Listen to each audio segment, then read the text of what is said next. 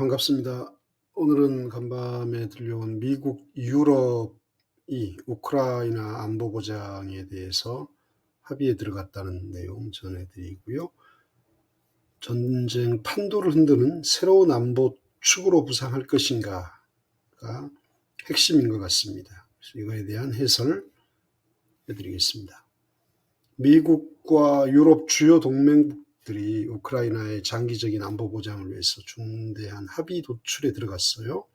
단순한 군사 지원을 넘어서 러시아 재침공을 억제하고 유럽 안보 질서를 재편하려는 서방의 강력한 의지를 보여주는 것으로 풀이됩니다만, 전제는 우크라이나가 나토에 가입하는 그런 건 빠져 있습니다. 이것은 그제 트럼프와 푸틴의 회담이 실패로 돌아가면서 그거에 대한 다음 스텝으로 준비된 걸로 보입니다.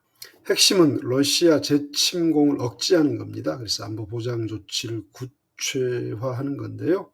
이번 합의에는 나토의 집단 방위 조항 제5조죠. 이와 같은 자동 군사 개입은 포함되지 않을 것이고요.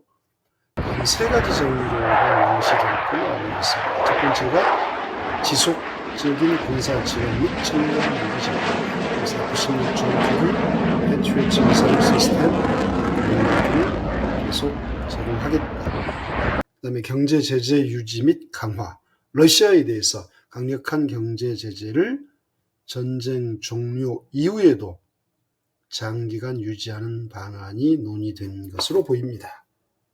그다음 세 번째, 정보 및 사이버 안보 협력을 강화한다는 건데요. 러시아 사이버 공격에 공동 대응하고 군사 및 정보 공유 채널을 강화해서 우크라이나의 방어 태세를 한층 더 끌어올린다. 이 정도 세 가지 정도의 합의를 할 것 같습니다. 그리고 당초 미군을 우크라이나에 파병하느냐 마느냐 이런 얘기가 있었는데 그것은 전혀 논의되지 않았고요. 유럽연합군이 우크라이나에 파견하는 것은 검토해 볼 가능성이 있는 것 같습니다. 그래서 이번 이런 합의 시도는 국제사회 역학관계에 큰 변화를 일으킬 것 같습니다. 단순한 양자 합의를 넘어서 서방 동맹 결속력을 더욱 공고히 하는 계기가 될 것 같아요. 그래서 유럽 외교 관계자들은 이번 합의가 미국과 유럽이 우크라이나 문제를 중심으로 새로운 대러시아 공동전선을 구축하는 시발점이 될 것이다 라고 분석합니다. 특히나 유럽연합 주요 국가들이 적극적으로 참여를 하거든요. 그래서 나토를 넘어선 광범위한 안보협력 체제가 구축될 가능성도 일부에서 제기됩니다. 이것은 향후 동북아시아를 포함한 국제 안보 질서에도 간접적인 영향을 미칠 것으로 보여서 우리도 주의 깊게 봐야 합니다.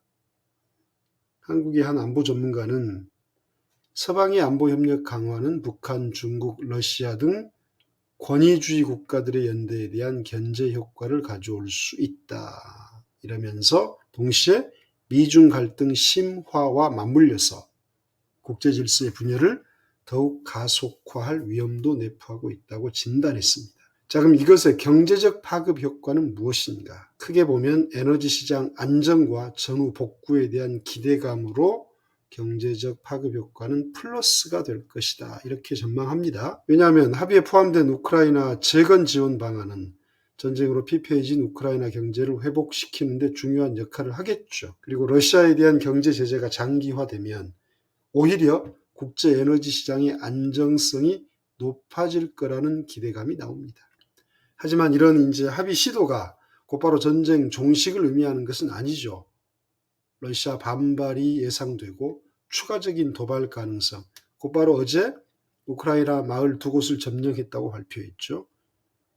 무슨 삼국지도 아니고 마을 2개 점령한 게 21세기 전쟁에 맞는지는 모르겠습니다만은 아무튼 이번 합의 시도가 우크라이나 전쟁의 새로운 국면을 여는 신호탄 국제정치 전문가들이 얘기하고 있습니다.